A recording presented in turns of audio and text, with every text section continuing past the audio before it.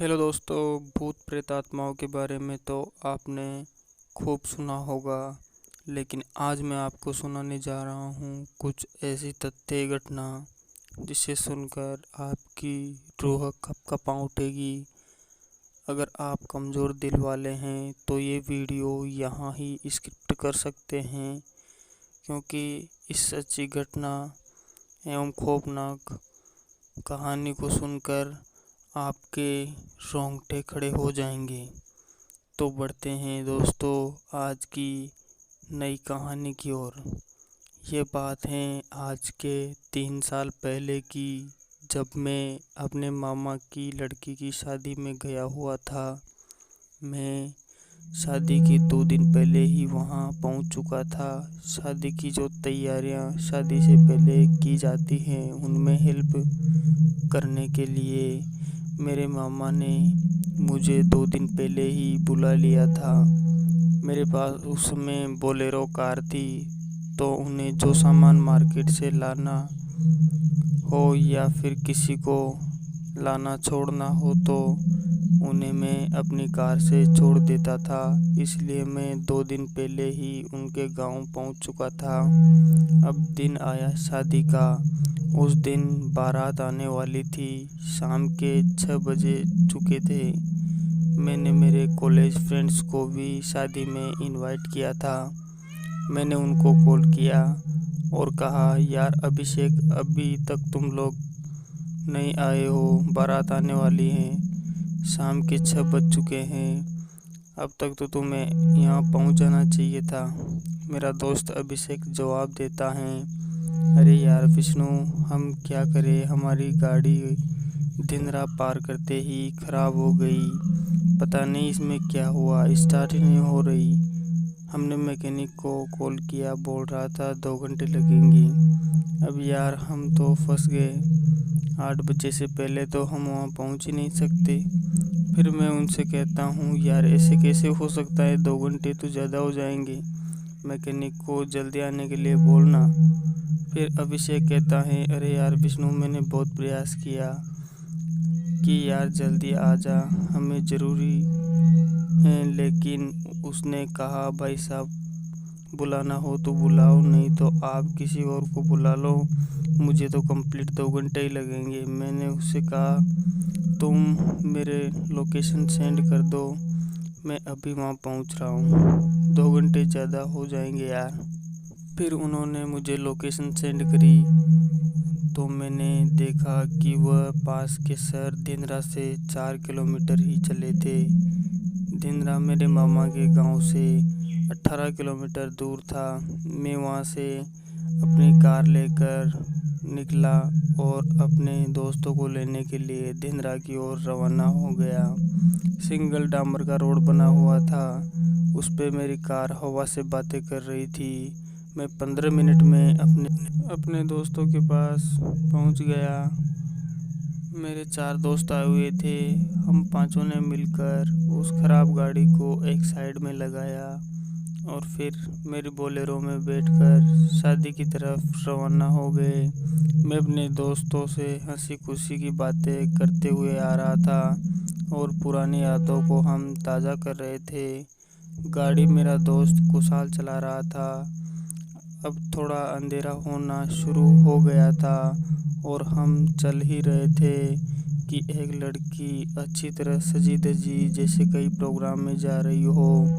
उसके पहनावे को देखकर ऐसा प्रतीत हो रहा था। वह गाड़ी रोकने के लिए इशारा करती हैं। कुशाल गाड़ी रोक देता है। अगर सामने से कोई लड़की इशारा करे और मेरा दोस्त कुशाल गाड़ी ना रोके, ये तो सपने में भी नहीं होना संभव था।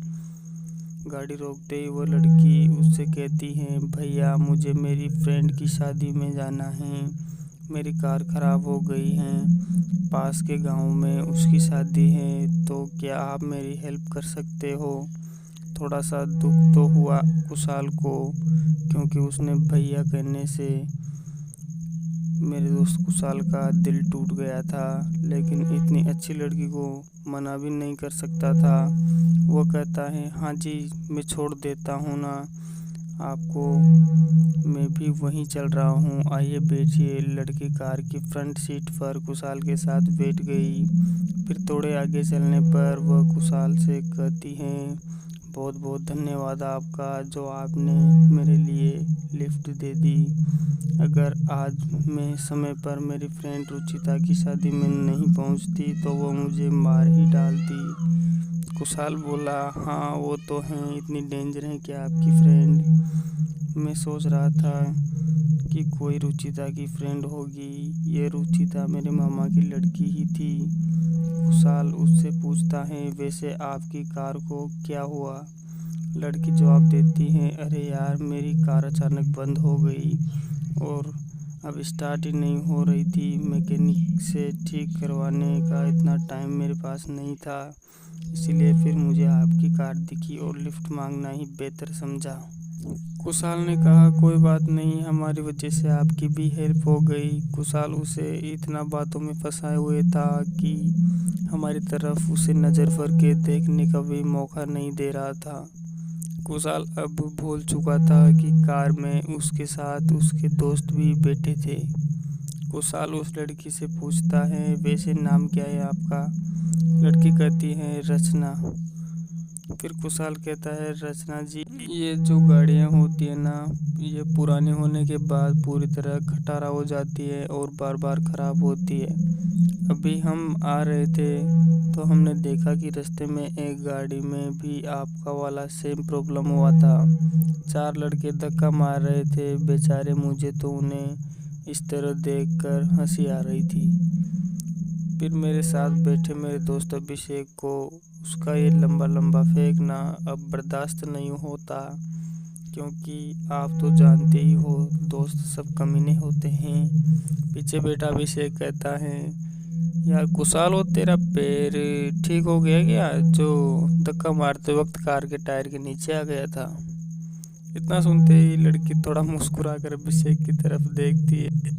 कुशाल को तो पहले से ही पता था कि इनमें से कोई ना कोई तो ऐसा कुछ करेगा। अब वो कुछ बोलने लायक नहीं बचा था, चुपचाप गाड़ी चला रहा था कि उस लड़की को अचानक क्या होता है यह हमको किसी को नहीं पता। वह ज़ोर ज़ोर से चिल्लाने लगती हैं, हेल्प हेल्प, प्लीज़ हेल्प, कोई बचाओ मुझे। कुशाल जल्दी से गाड़ी रोक देता है। हम सब डर जाते हैं कि ये लड़की हमारे साथ ठीक से बैठी हैं, फिर इसे अचानक क्या हो गया? कुशाल कहता है, क्या हुआ आपको? लड़की कहती है, कोई मुझे बाहर की ओर खींच रहा है, इसे छुड़ाओ प्लीज़, इसने मेरी गर्दन पकड़ रखी है। हमको वहाँ पर ऐसा कुछ भी दिखाई नहीं दे रहा था और वो लड़की चिल्लाई जा रही थी। मैंने गाड़ी से नीचे उतरकर गाड़ी की फाटक खोली तो वह लड़की नीचे उतरकर पीछे की ओर भागी। थोड़ी दूर तक तो वह भागती हुई हमें दिख रही थी, लेकिन फिर अचानक से गायब हो गई। फिर हमने बहुत देखने का प्रयास किया, लेकिन उसे कुछ देख ही नहीं पाई। जैसे कोई अदृश्य शक्ति गायब हो जाती है, इसी प्रकार वो लड़की भी वहाँ से गायब हो गई। हम सबको समझ नहीं आ रहा था कि ये लड़की आखिर थी कौन और इसके साथ क्या हुआ था, कैसे भागी हैं और अब दिखाई क्यों नहीं दे रही। हम आधा घंटे तक वहाँ ये सब सोचते रहे, लेकिन कुछ निष्कर्ष नहीं निकला। और जब हमने वापस गाड़ी घुमाई और उस गाड़ी की तरफ बढ़ने लगे जहाँ उसने गाड़ी खड़ी कर रखी थी, तो वहाँ पर पहुँचने पर हमने पाया कि वहाँ पर इस प्रकार की कोई भी कार नहीं खड़ी थी जो लड़की ने खड़ी की हो या ख़राब हो रही हो। हम वहाँ से जल्द